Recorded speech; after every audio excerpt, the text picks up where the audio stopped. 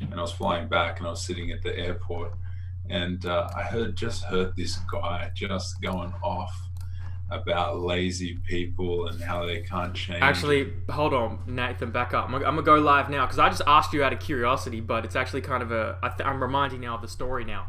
Okay, back up. How you found out about us and how you originally met one of the co-owners, Alex. All right, so you're at the airport. Please go on. I'm sorry. Yeah, man. So I'm at the airport, and I'm just hearing this guy. He's just going off. He's just like, and everything he's saying is just hitting me and hitting me and hitting me. I'm like, yeah, yeah, yeah, totally. So I just leant over, and I was like, you guys, what are you guys talking about? It can be frustrating or whatever. And we just ended up getting into a conversation. Um, yeah, it kind of just led to some conversations about NLP and about what I was doing, and about work with men. And yeah, we kind of just went from there. And What yeah. were you hearing Alex rave and rant about? What drew you in? What was he saying? Oh man, he was talking about excuses, and why people aren't and don't get results, and he was just going pretty deep into that, and the kind of that's kind of like speaking my language.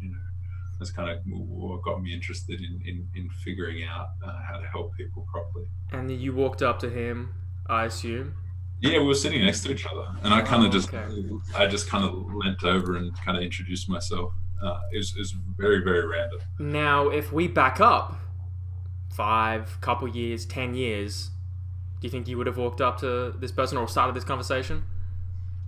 No, definitely not. I mean, I wouldn't even have heard what he was saying. In fact, if I had heard it, I may have taken offense to it, because he Hmm. would have been talking about me 5 years before then. And that's where I want to get into your story, Nathan. Maybe you've told it a few times on with other people on other podcasts, but for people who aren't aware, and even myself who's not as aware, can you break down who you used to be and how you have transformed your physical, mental, psychological state? Yeah, man. I guess the place I normally start the story, even though it's obviously not the start, is graduating high school, 250 kilos. So, so big, I could barely tie my shoelaces, and just had been very addicted to comfort my whole life, and dependency, and you know, um, ironically, that addiction to comfort led me into a life where it was impossible to be comfortable physically. So I was in a really bad way physically, and I was starting to question my future, and what it all looked like. And really, I had no vision for my future. It was that didn't involve, darkness and pain and suffering. So um, at that moment, it was pretty much like, if I don't do something about this now, then I don't even know where this is headed. So 2005, beginning of 2005, I had lap band surgery, um, and that was kind of just like what felt like a last ditch effort. But really, I hadn't even then decided to change. It was just like, what can I do that will change things without me having to do anything? And surgery was just part of that. So, yeah, I lost weight, pretty quickly over the next couple of months, but eventually, the weight loss stopped after like 5 months or 6 months. And I was just eating more and more and more again. None of the emotional stuff, none of the mental stuff had been done. So nothing had changed except a physical restriction on the amount of food that I could eat, which was very difficult because food was the way that I managed my emotions, the way I had done it forever. So Even though I still wanted to binge eat, I physically couldn't, which is a horrible experience. It's like the creatures in one of Dante's levels of hell with endless bellies and pinholes for mouths. That's You how you know, felt? hungry ghosts. Yeah, a void inside that could never be filled. How did you even develop the self awareness to realize you needed to change? Because people lie to themselves. They, as you said, they get very comfortable and don't seek discomfort. And lap band surgery, that's even a way to, it just tells a little window into where your mental state was. Would you say you were looking for like a quick, easier fix and still hadn't realized the changes that needed to be made from a mental psychological component? Of course, yeah, of course. I mean, I lived in a fantasy world of my own creation, which was about my life and what my life would be like, when I lost weight. And that fantasy and that I call it a fantasy rather than a vision, because it was created based on my fears, rather than a vision, which is like a deep sense of knowing. So the fantasy was all about fame and fortune and changing my life and getting girls and all of this kind of stuff. But I never I could not risk actually looking at the reality of my life. But how did you realize that? Because you said you couldn't risk looking at the reality of your life. Is that right? Yeah, I mean, the paradox of change is that you cannot change until you've first accepted everything as it is. Right. So, um, if I couldn't look at the reality because the reality was so fucked Mm. that it was easier and safer to live in the fantasy, which meant I never actually took any steps forward. You asked how I realized that. Yeah. That's a more difficult question to answer, um, because it came in stages. There's so much to this, by the way. I think the next turning point was years later, 5 or 6 years later. I had a bulging disc in my lower back, a completely numb left leg, and I was in incredible pain. I'd been fired from my job. I was taking huge amounts of painkillers, um, and isolating myself completely, eating junk food and watching horror movies. It was pretty Mm. much all I did.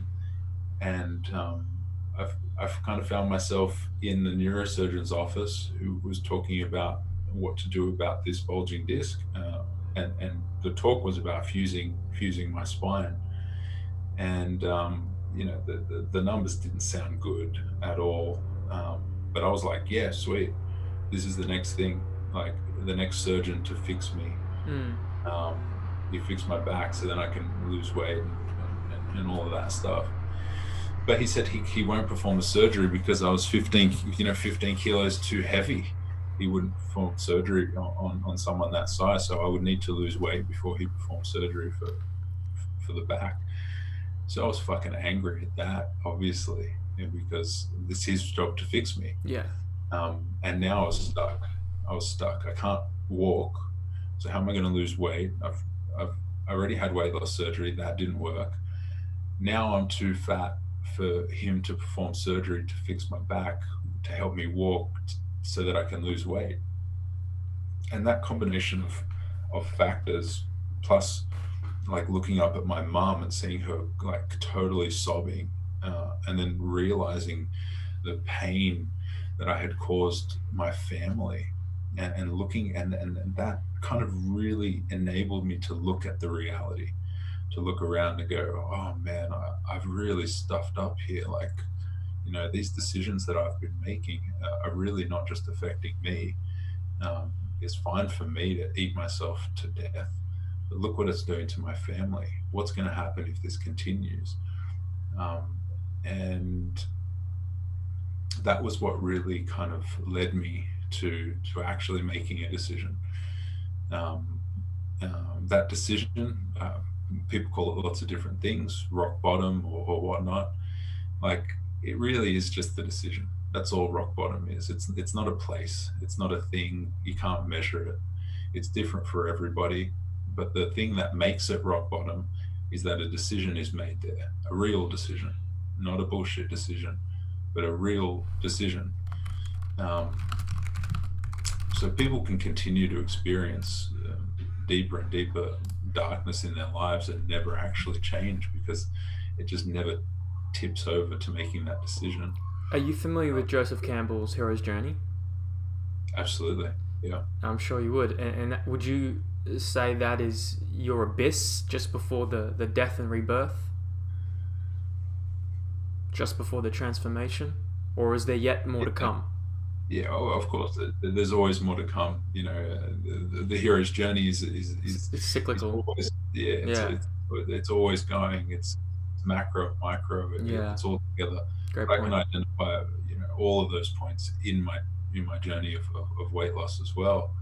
Um, but that's an interesting point, because where I will go from that is to say, that my story, I spent a lot of time really hating myself for putting myself into that position.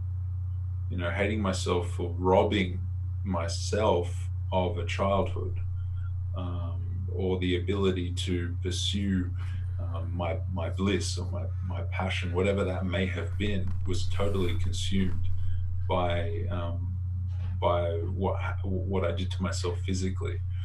So at that point, my entire life became about sorting my stuff out. Right. So my entire life became about losing weight physically. So that's when I went on that journey. And then after that, everything that I have in my life now all came because of, how I like to put it now is, I spent the first 18, 23 years of my life building a mountain that was worthy of me to climb. Hmm. Right. And that shift has been one of the most fundamental shifts that I had in personal transformation, which was that to forgive myself for everything I'd done, because it was what has given me the resilience, the strength, the persistence, the discipline, the commitment, everything that I had to learn in order to overcome that, were all things that I needed to learn in my life, and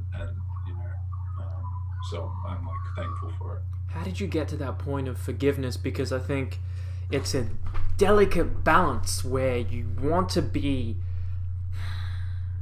truthful and honest with yourself, but at the same time you don't want to let the past trials and tribulations weigh you down like a heavy rock just dragging you along, right? So that forgiveness is also like releasing the chain, almost, in some ways. Because I think so many people struggle with that, and that forgiveness, I think, is such an important step for so many people. How did you get to that point where you actually could forgive yourself? Well, I just decided that the most important thing was how I felt. So if I felt guilt and shame, and anger and resentment, if I blamed other people, I didn't feel good. So I went on a quest to figure out what did feel good. And what did feel good was changing the story that I had about myself, and about my past. And you say that you want to be truthful with yourself, I don't think that self-punishment and self-judgment and criticism is truthful. What do you think it is? I think it's another story. Hmm. Yeah, I think it's another story. I think it's um, and this is where we can kind of move into the NLP stuff. Yeah. Essentially, it's looking at the language and the structure of the language that you use to speak to yourself, um, and how that literally creates your reality, and how it does so, and how it has done so since you were born. And yeah, that's where enters NLP. And I think it's a great point you made about stories. Like we have stories that are indoctrinated into us from our parents or our environment, social conditioning.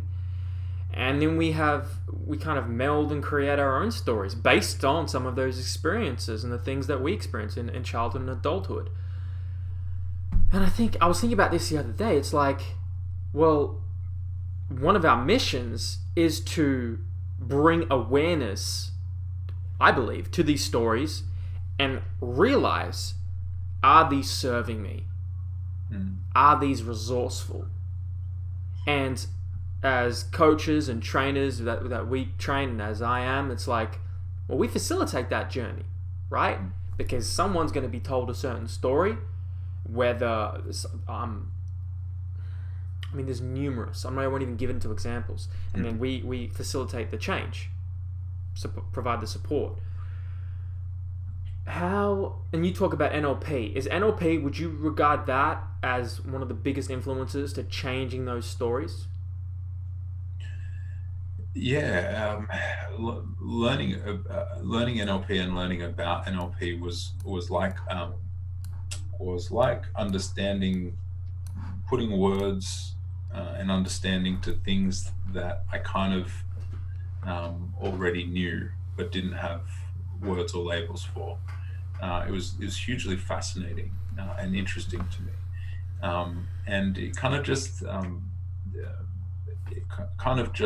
showed me how important it is, to when you're looking to change or transform, to that it's not just on the conscious level. It's not just what you want. What you want is a pretty shitty thing to go by. um, why do you want what you want is like maybe the first question into like diving down a little bit more deeply into that, because um, a lot of like people, and myself included, can and have been trapped by the pursuit of what they want. Mm. All right. And I discovered that firsthand with weight loss, after losing weight, after um, getting everything that I thought that I wanted. I'd lost like 130 kilos. I was now a PT, had my own business. I'd moved out of home. I was making money. I was getting attention from girls, like all of the things that I thought that I wanted, but it still wasn't enough. It still wasn't enough. Um, yeah. So, There's lots of places I can go from no, of there. course. And it's always like, we're kind of taking a zoom out and we're touching on like some of these things, and each thing you could go very deep on. There's two places I want to go. One is deeper into NLP, and one is realizing what you want. You got some of those things that you thought you superficially wanted. Some of the stories you told yourself, yeah, I want fame, money, women, and like to an extent, all those things are important to an extent, but they're just hugely dramatized, right? People center their identity around them, which has become real super dangerous. So, for you, how did you realize what you wanted? What did you really want? Because you got those things and you're like, I'm not fulfilled, or I don't have meaning or satisfaction or joy, or it's fleeting. Um, these moments come from darkness. Mm. Yeah, darkness always. So in the discovery of that I had everything that I wanted looked around, I was with the girl of my dreams, the girl who I had met years earlier when I was way overweight, and built this incredible friendship, and we had kind of gone our separate ways after uni, and I'd gone on this physical journey of transformation. And by the time we met up again,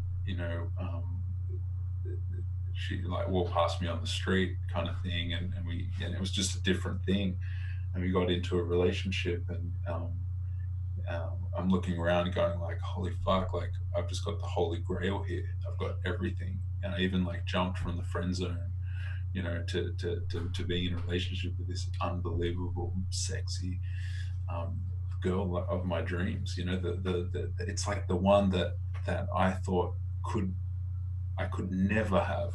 Now I had it, and that's a mind fuck.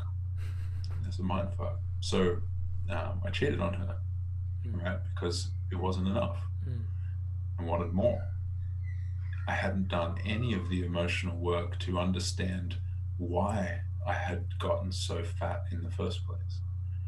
I hadn't done um, any of the unconscious work to understand why I couldn't sit at the dinner table with my parents for family dinner, um,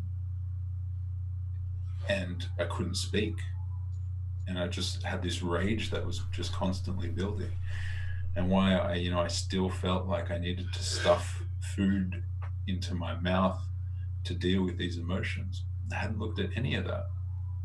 Plus, now I had buried and pushed down the guilt of what I had done, and was just trying to get on with living a normal life with her. We moved in together, and everything's just started to go downhill, right? Because I was holding on to so much shit. Um, the guilt, the shame, the feeling of not being good enough really had been with me my entire life. And it was all coming out now in this relationship. Um, so I had really no choice but to start looking into that stuff, in order to prevent the the demise, the downfall, the collapse. I realized that I was living, with dependencies on my parents financially, and dependencies on her, on my fiance, um, and I needed to break that.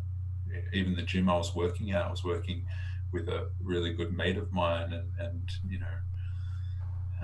I just saw my life had been set up um, as a web of deceit and lies, and false reputation that I had built and promoted, with masks that I had been wearing since the beginning, and a big suit of armor that physically was the fat around my body, but that was glaringly um, obvious once I had lost weight, because of how scared and how vulnerable Mm. I felt when I didn't have the suit of the fat to protect me. So being thrust into that and exposed in that way, that the little boy, who had been, cowering behind the armor, and peeking out into the world, never had the opportunity to be tested, to fail, to be overwhelmed, to grow, to strengthen. The longer that I was protecting that little boy with the armor and the masks, the worse that void began to feel. So it basically got to the point where I decided that I had to tear down everything that I had built up until that point, because it was all built on a foundation of sand. It was all lies. It was all masks. How did you tear it down? What did you do? Well, I started by by telling my girlfriend that I cheated on her a year and a half earlier. You know, that was like the the the biggest piece, the hardest thing, that my dirtiest, darkest secret that I had, exposing that and sharing that with the person who I feared losing most. That was like the beginning, and that was painful, and that was difficult. One of the most difficult things I've ever done. And then I told friends, I opened up and just faced it all. Just faced it all the collapse. We moved to Melbourne, so we cut all the safety nets that I had financially. Um, Moved from PT to coaching, and started to kind of build that. Um, yeah, yeah, How did you use? I wonder how you used NLP to reshape and restructure your mind. For those who don't know what neuro linguistic programming is, can you give a little primer 101 on what it is and how people can use it, and how, like, as coaches listening to this, how can they use it to their advantage? yeah. NLP had been fascinating to me for a little while. And I guess where I started to get interested in it was from being a PT and working with people, working with overweight people, and um, learning how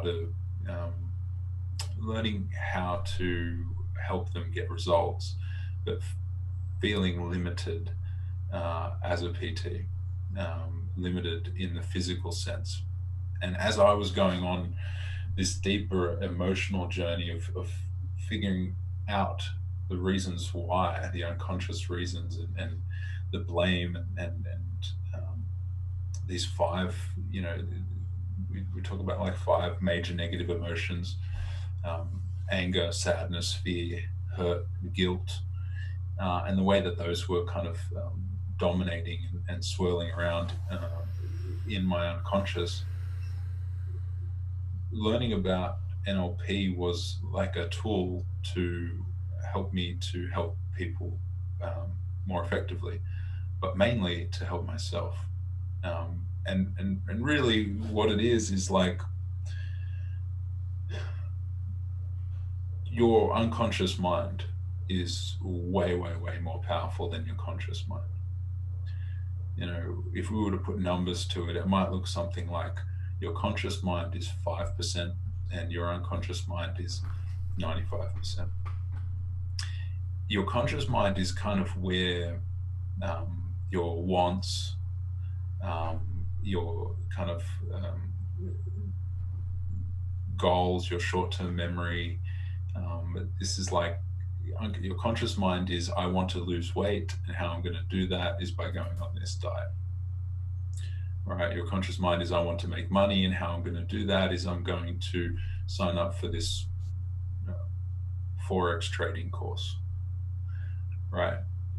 The unconscious mind is just way more powerful and way more deep, and that contains your attitudes, your perspectives, long-term memory, your beliefs, your values, your experiences, memories, your fears. They're all contained in the unconscious mind, and the unconscious mind is what's driving you and powering you, right? So, and it's pretty unaware. You're not really aware of that stuff going on. So no matter how hard you try and accomplish something or achieve something with your conscious mind, if there is anything in your unconscious mind that says that you can't do that, you don't deserve it, you're not worthy of it, or the fear that having that thing will be dangerous to your safety, right? Which is a big fundamental thing when you're working with patients, with clients with weight loss, is that for the majority of those people, myself included, weight gain began to happen because the unconscious mind adopted the belief that being fat is safe and that losing weight is dangerous. So that can happen in many different ways. But, like in my case, it was physical protection from my father and brother. We were just a kind of aggressive and quite angry father. And my defense was to really retract inwards, and to kind of like be quite feminine to protect myself against his very, very masculine demeanor. So that was my kind of defense mechanism, and it kind of all kind of spiraled, and the patterns grew and grew and grew, and I suppressed, first of all, anger, and suppressed that all, and suppressed all the emotions, so that I was very numb. I was very just numb, and eating was really my only way to satisfy some sort of, get some sort of kind of experience in my life, feel something. Which is what happens when you start to numb emotions. You end up numbing not just the ones that you're afraid of, but you numb all of them. So learning about NLP is kind of like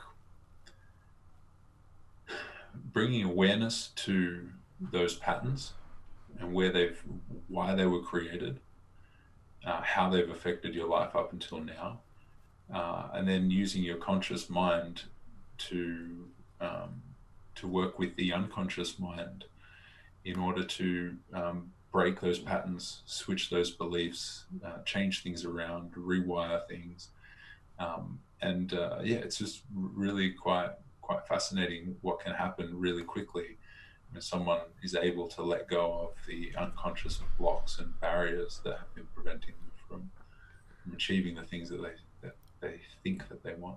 Absolutely. You unleash the shackles holding you down. I'm curious, what are the questions? Because my first experience with NLP was reading Tony Robbins' Awaken the Giant Within. Have you dived into that? Well, I've got some stories about Tony Robbins, but I actually haven't read that book. What are your stories? What do you got? Oh, bro. So my girlfriend and I, a couple months after what I had just spoke about there, when I told her we were going to Date with Destiny, Oh, Gold Coast, okay. and we weren't together at that time, but we had these tickets, so we went, and we went through the thing, and on relationship day, there just landed an opportunity where he had asked the question, and I just felt my whole body just fucking stand up, and I put my hand up, and he picked me, and I had the microphone in my hand, and now I was sharing with 2,000 people this shame and this hurt about this thing. So again, another step into pulling down those structures that I had created, the ego structures, by sharing it all. So we ended up having an intervention with him for like 2 hours right there in front of everyone, with Whoa. both of us. He broke those things down with people for multiple hours. Yeah. So how will he facilitate that? Is it just kind of like a question, listen, type of back and forth? Oh man, it's incredible, really. The setup, the structure, the room, the teachings, and then the way that he facilitates it is absolutely phenomenal. He blends NLP with storytelling and humor and polarity, feminine and masculine energy balance so incredibly well that it really is like magic. And he basically worked with us in order to, and what we ended up getting to was, and how he helped us was the thing that I have been dissecting um, and distilling ever since to figure out how and why to change, which brings me to what I do now in working with men. Um, I work with men in relationships. That's right. So it's kind of like a full circle. But yeah, man, like what he that experience was phenomenal in allowing us to both let go of the stories and identities and images that we had of ourselves and of each other, so that we could let the relationship die, let the relationship end, so that something new could be created. Um, so that whole process there has become literally the thing that I teach, that I break down. What was that process that he took you guys through? Like, how did he break that down for you guys in a summary? Yeah, to be honest, man, I think it was more about giving us the opportunity and the space to share without judgment. Yeah. Um, because yeah, I just don't believe healing is possible if that stuff stays inside. Yeah. It needs to come out. So many of us, we keep it inside, man. We keep it inside, and it builds up. It's like a bottle that is filling with pressure, more and more pressure, and then it just, I call it the volcano, right? yeah, It's a volcano that's capped. yeah, Like the volcanoes, the most dangerous volcanoes out there aren't the ones that erupt most often. They're the ones that erupt least often, right? It's like this, so it's like you got that volcano building, and it's capped, and it's building and building and building, and like you just want to keep capping it and pushing more pressure down, and yeah. it builds and builds, and men are experiencing this like way more than you could ever imagine. I mean, men are really struggling, which is kind of what has kind of led me to what I do now, and in the men's work, because it's challenging, but I just see it as such a vital thing right now, particularly with what we're moving into on a global level. Not that I know what we're moving into, but I know that if men don't sort their shit out, then yeah, I just don't see how. Yeah, I see some real trouble coming up. We're facing it right now. Absolutely. You see it in the day-to-day behavior. You see it in the verbal altercations that express themselves on social media, or even in person. You see a real lack of discipline and control over one's emotions and decisions. I mean, you could speak to it. What do you see, and how do you address it with the men that you work with? What I was talking about before, about what we're seeing is a lot of boys walking around in men's bodies, Yeah. Well and put. it's very So true. Fuck. easy for men to bypass the inner work in favor of outer work, i.e., training at the gym, Yeah, changing the superficial. Yeah. getting tattoos, or Yeah. whatever it is. So a very heavy focus on physical, and a very, very minimal focus on emotional, spiritual, mental, leads to a massive dysfunction. And it's understandable why, because a lot of boys have grown up without fathers, maybe not physically without them, Yeah. but without the presence of the father. Yes. Even with the presence of a father, like I had, my father was present my entire life. He was always there. He's still there now. My parents are still together. But he didn't have the process of initiation Yeah. that helped him to move from boyhood to manhood. So there's a generational gap that starts to form between boys and their fathers, and that extends back, through time to a certain point where that cut was made. Tribal cultures, the boys at a certain age were literally stolen, taken from their mothers, from the women, to be initiated into the world of men through like grueling ordeals, which as we explore more deeply, essentially amount to the facing of death. Yes. So without that, with no physical, women have physical change that happens to them during puberty. So they can't help but move from girls to women, and they spend a lot of time with their mothers. So that it's a different thing for us boys with men. Once the Industrial Revolution started and fathers started to go off to factories, leaving the boys at home with mum, there were no longer like apprenticeships or working with dad in the farms or agriculture. So what I do a lot of work in the like mythopoetic. So Robert Bly and Iron John, mythology.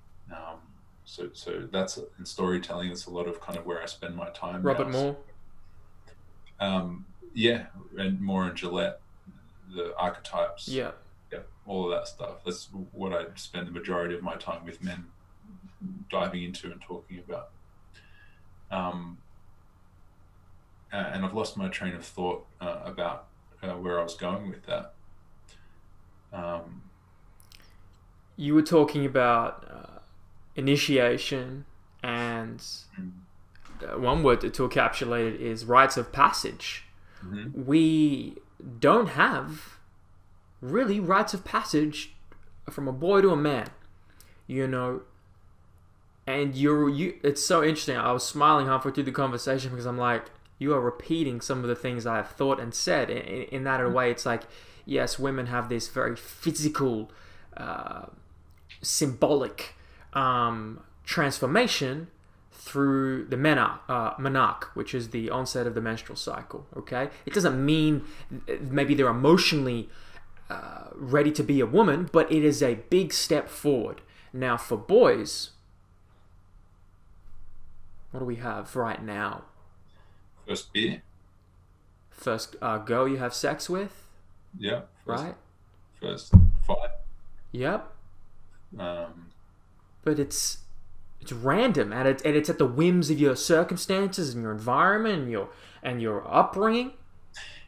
It's also an important factor. You said that women have a physical and symbolic move, but the important aspect is that even that many times isn't facilitated by an elder. Yeah.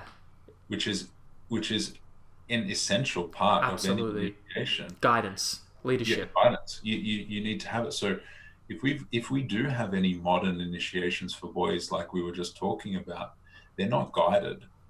The boys are left to kind of flounder around it and figure it out for themselves. So we have lost what we call like sacred space. Mm-hmm. Sacred space is guided by an elder, and we just don't have elders. We've got old men, but old men are different from elders because just reaching a certain age doesn't actually imbibe you with any wisdom or knowledge. An old man who hasn't done the work, he's still a boy, is useless. Yeah, it's useless. He's a bumbling old fool. right? Which describes the majority of the men that I've experienced in my life, in my childhood, older men who are still making jokes, you know, unconscious jokes about women and their wives and all of this kind of shit, right? So elders, we've got a major lack of positive masculine elders who can take and initiate boys. And a huge part of my transformation has been meeting the mentor, meeting mentors, meeting men who showed me a different example of what it meant to be a man. And I'm very lucky to have met some amazing mentors. It's just so important. It's so important. You know, in the story Iron John, the myth of Iron John, which ties into Joseph Campbell's work as well, and the archetypes, it's called the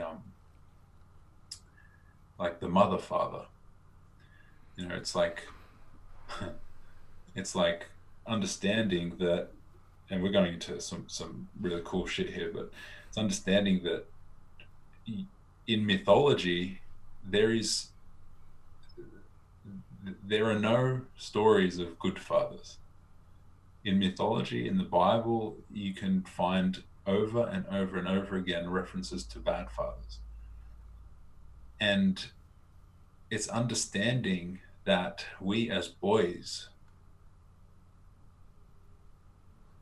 look to our fathers for more than they're capable of providing. Right? So we look to them to be our initiator, to keep us safe, to represent the king, and to represent, you know, the divine father as well. But they're just men. In actual fact, the initiation can't happen from the father. It must happen from a mentor or an uncle or a grandfather. There's all these different roles that men play in our lives. The father cannot be your mentor. Is it because they're too close? They're too related? Well, here's a good little definition. A father is primarily concerned with your safety. Your mentor is primarily concerned with your growth. So the father's job is literally just to get you through.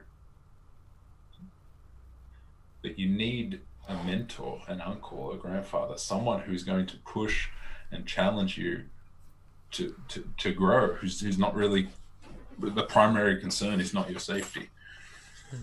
We just don't have that. So what can we do, Nathan? Because, you know, I'm sure you're familiar with Elliot Hulse. Okay, and what he's done is he's like, I recognize this.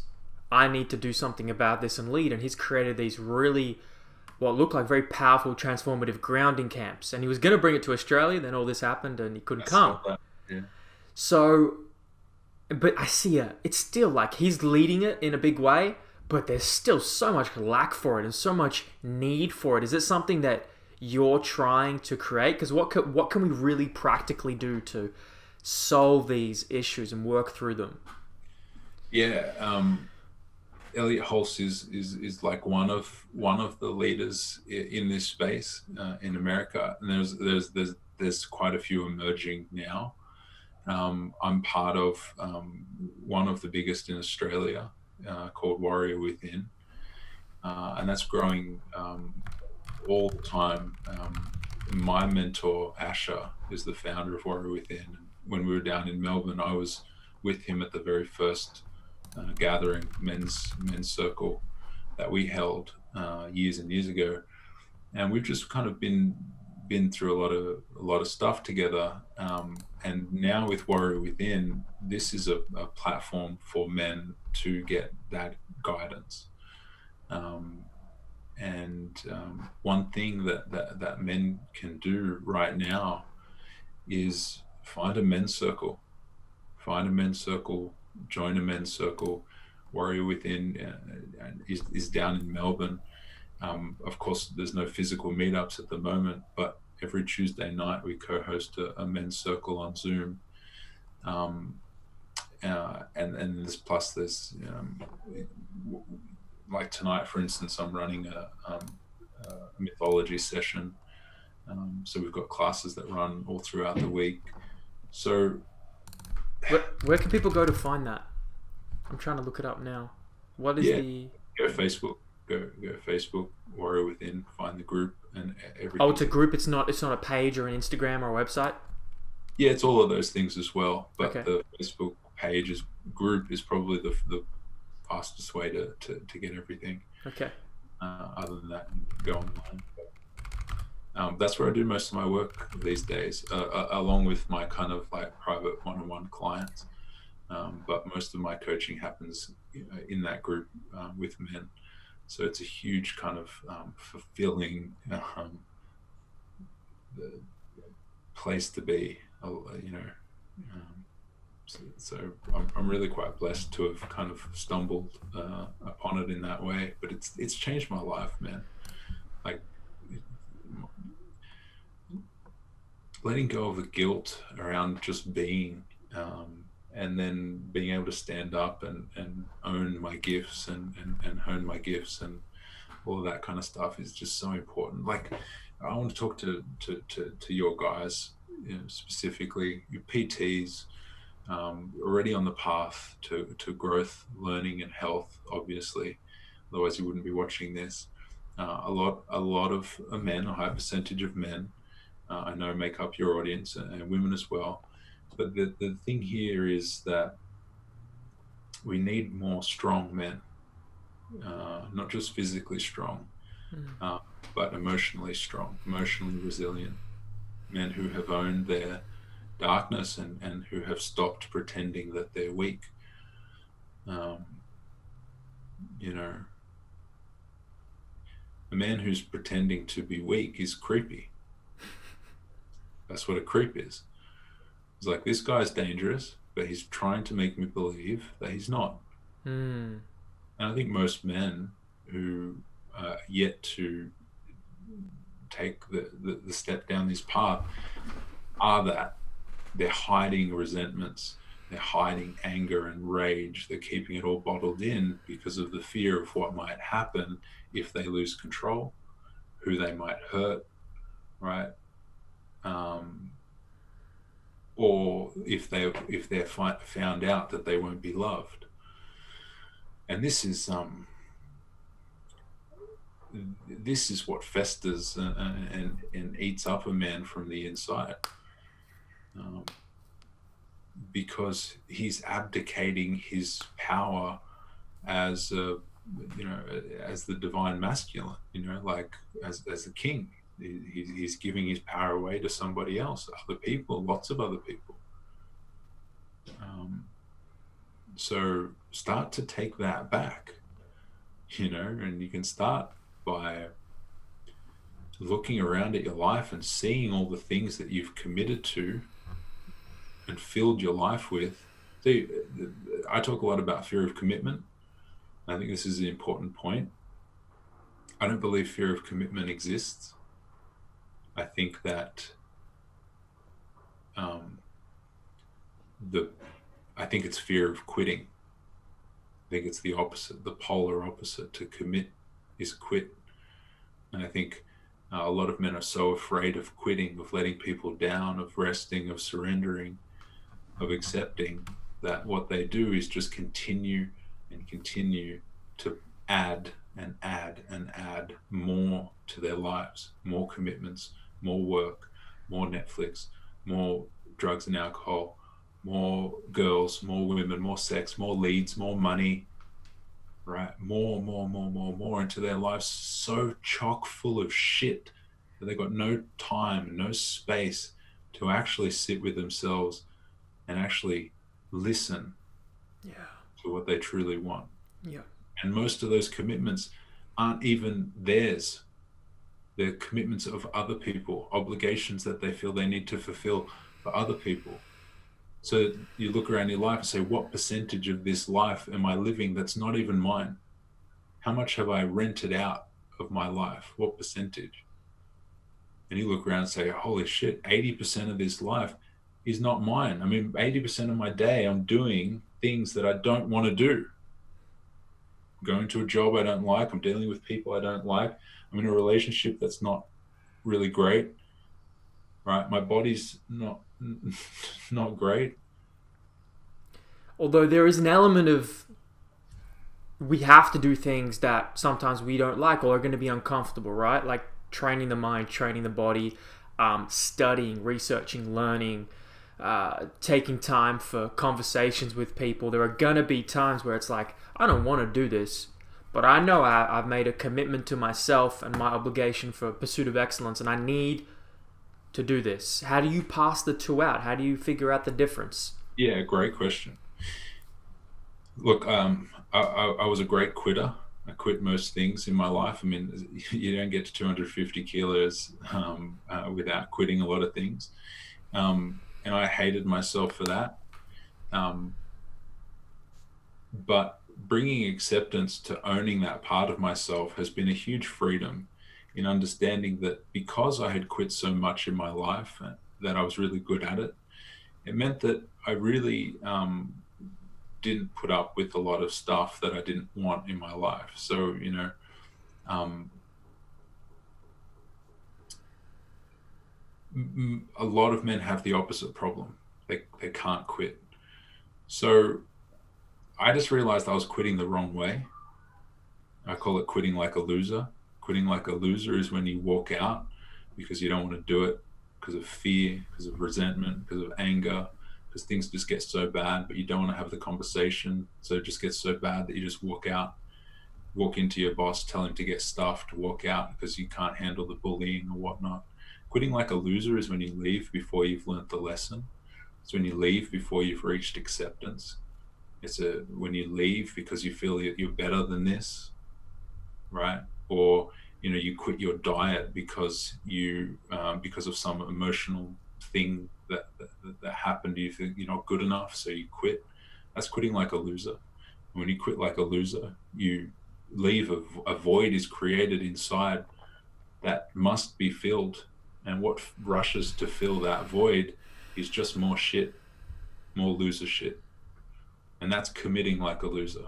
So that's the flip side, right? Because you quit your job on a whim because you're sick of your boss. 2 weeks later, the money's running out, and you got to accept whatever comes your way. And if that's garbage collection, or if that's some other data entry job or call center job that you don't really want, but you need the money, then you'll take that job, and you might do another 5 years in that. That's committing like a loser. So you can commit and quit the wrong way. But in order to quit something like a champion, which is the other side, this is the mature development of this idea, is to understand that quitting is not bad and committing is not good, that they're just two sides of the same coin. Which means that anytime you quit something, you're simultaneously committing to something. If you quit a relationship, you're doing that, but in the same instance, you're committing to, say, yourself. So once you kind of accept that you can quit, that it's okay to quit, and you can look around at your life and you say, well, I'm not happy in this job, let's say. And this is helpful for you guys watching with your clients, because a lot of them will just be so overcommitted that they can't possibly lose weight or get any the health results they want because they're so chock full of stuff. So when I work with clients, the first thing I look at is, what can you quit? What are you in right now that you don't want to be in? And there's a process to move through that. But what you'll find is if you focus on that quit side of things, then just by the nature of ending those things in your life that aren't serving you, you allow the space and opportunity and time to invite something new into your life. And that is a very confronting step to take. It's a leap of faith. So if you do that often enough, and that becomes your journey, then like what happened in my life, now I look around at my life and realize, hey, there's nothing really left that I want to quit. There's nothing really that I'm doing that I don't want to be doing. So just by default, my life, what's remaining are the commitments that I want to follow through on. So you asked, sometimes you got to do things that you don't want to do. My response to that is, but you do want to do them. You say, I don't want to go to work because I don't like my job, I don't like my boss. I'm like, so why do you do it? Oh, to get money. Right. And you need money for what? To live and to support my family. You love your family. Yeah, I love my family. You committed to your family. Yes, I'm committed to my family. So then going to work is a commitment. Yes. So a commitment is something you want. Would you say it's more of a need? I know it's semantics, but like I need to do this. Okay. As soon as it's a need, Uh-huh. all right. This happens in relationships a lot. I can't leave because if I leave, it's going to be a nightmare, and I don't know what's going to happen. So I need to stay. As soon as you need to do anything, you feel trapped. As soon as you feel trapped, what do you want to do? Get the fuck out. Escape. So nothing's a need. Nothing's a need. I mean, you don't really need to do anything in your life.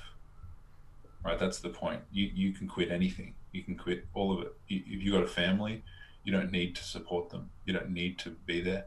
You can escape. You can run. You can get a van and drive out into the Kimberley and survive on roadkill if you wanted. Like.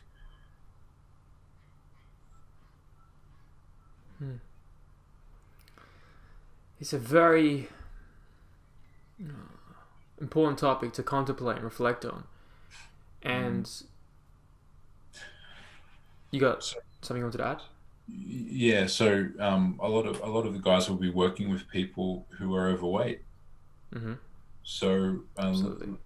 so right here is a beautiful thing that might tweak and shift the way that you help a person in that. And it's simply this, how long have you been trying to lose weight for? Okay, how's it gone so far? Not great. Okay, how long have you been on a diet for in your life? I've been on and off diets for 25 years. All right, cool. Obviously hasn't helped, hasn't worked. You're the heaviest you've ever been. So how about we try this? Let's see if you can go a week and let go of the entire idea of losing weight. Like, just totally forget it. Right? Like, you can go 1 week without worrying about your weight, right? Like, let go of the diet. Don't count calories, don't do anything. That's challenging.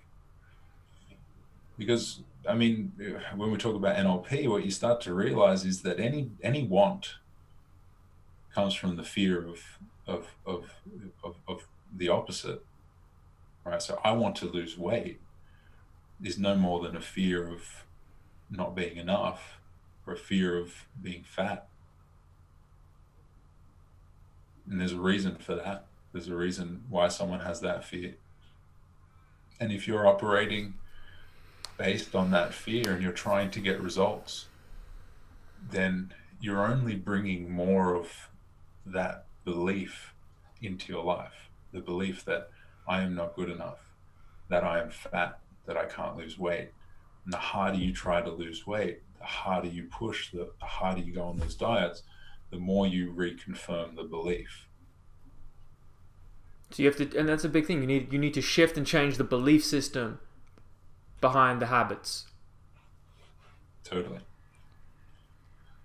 I want to be respectful of your time, Nathan. I feel like this conversation, and we could talk for multiple hours, and I have a feeling that we definitely will in the future. And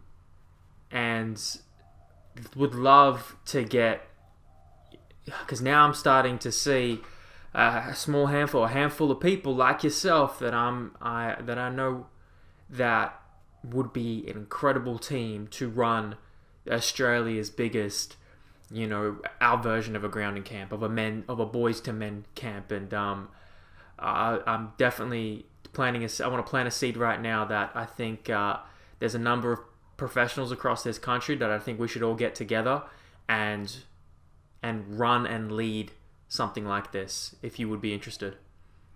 Yeah, man, it's happening. Yeah. It's going. Yeah, it'd be awesome.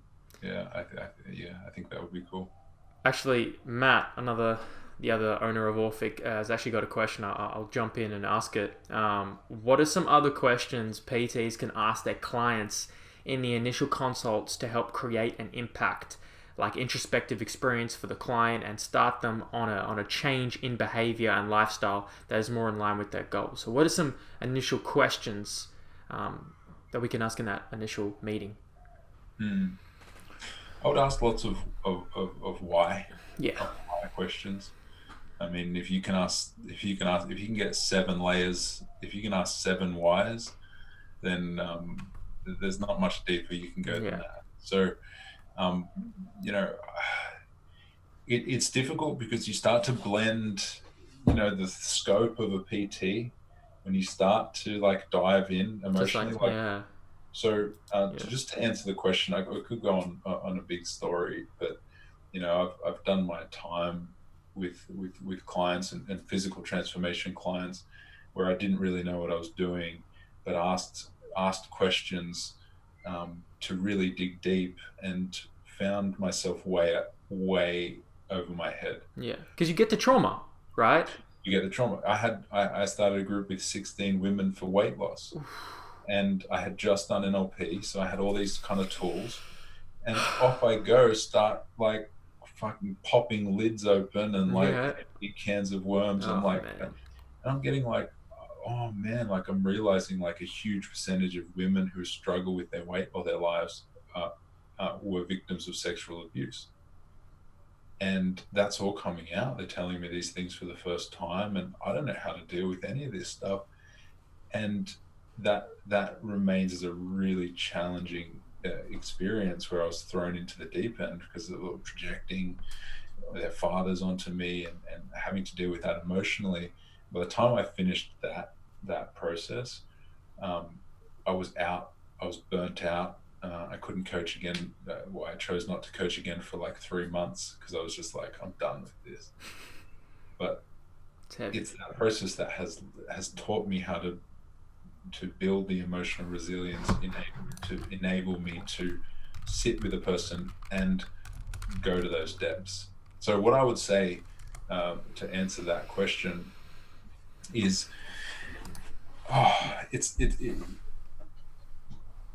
work on your own emotional resilience, your own emotional and unconscious stuff. Do the inner work yourself, and then whatever you manage to heal within yourself, that healing energy will be available for your clients who you're in the presence of. That's going to have the most impact.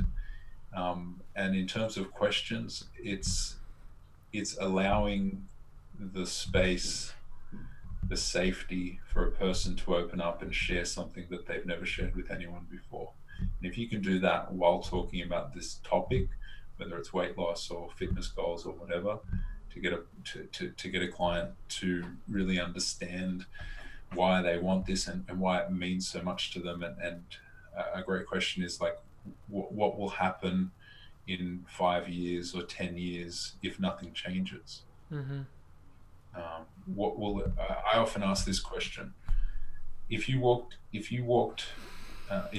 up tomorrow morning and found a magic pill, and you took that pill and you instantly were at your goal weight, and what would you do? Like, I'm talking about like practically. You go to your closet, none of your clothes fit, right? you go to work, how do you explain that to the people you work with? Yesterday, you're 130 kilos. Today, you're 80. How do you explain that?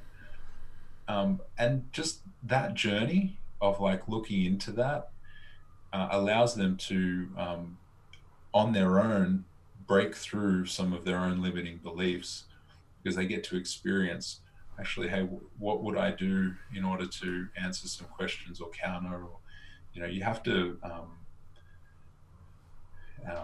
if you can help a person to future pace, which means kind of put themselves in the experience of having the thing that they want. If you can do that in a really powerful emotional way, then that's like you're halfway there. Yeah, that the whys. I think that's a big thing. It's definitely something that I incorporate in that. We're beginning to teach in our new course, 5 whys, and then you can get deep and you can figure out exactly who people are and why they're there and whether they're a good fit for you. But to finish off, I'm stealing kind of a little bit of this last question from Tim Ferriss, but I like asking it occasionally to people like yourself. If you could put anything on a billboard in every major city, so the majority of people could see it, what would you put as your message on that billboard?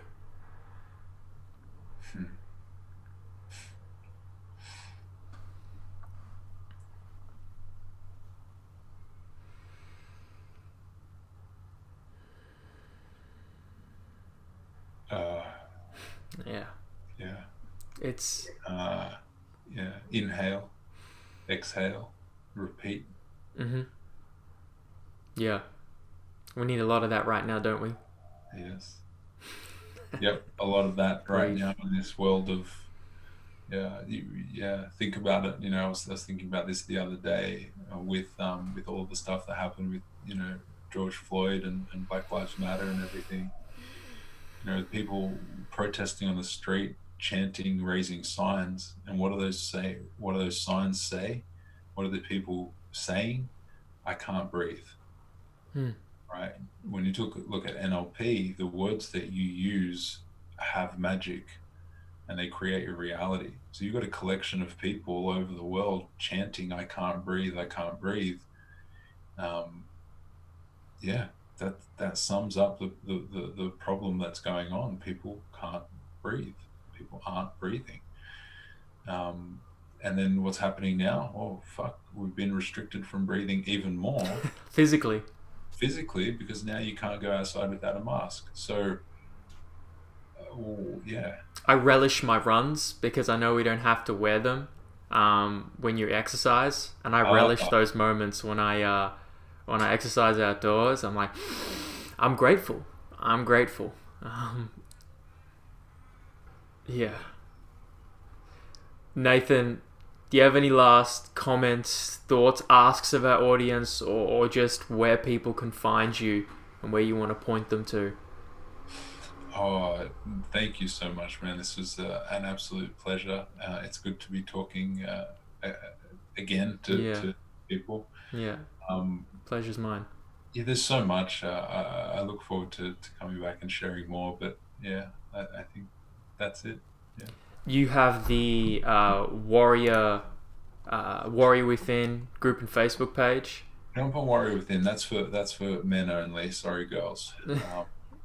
But also on Facebook, Nathan Meola.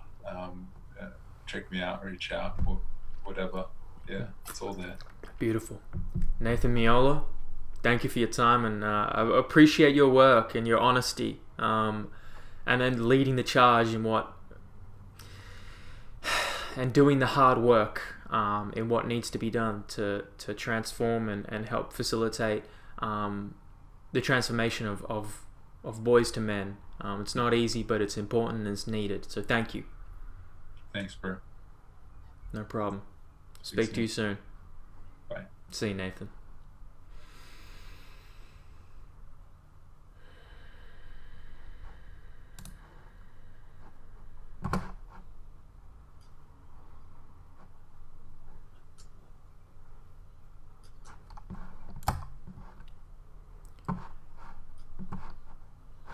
Nathan Meola. Ladies and gentlemen, I hope you guys enjoyed that conversation.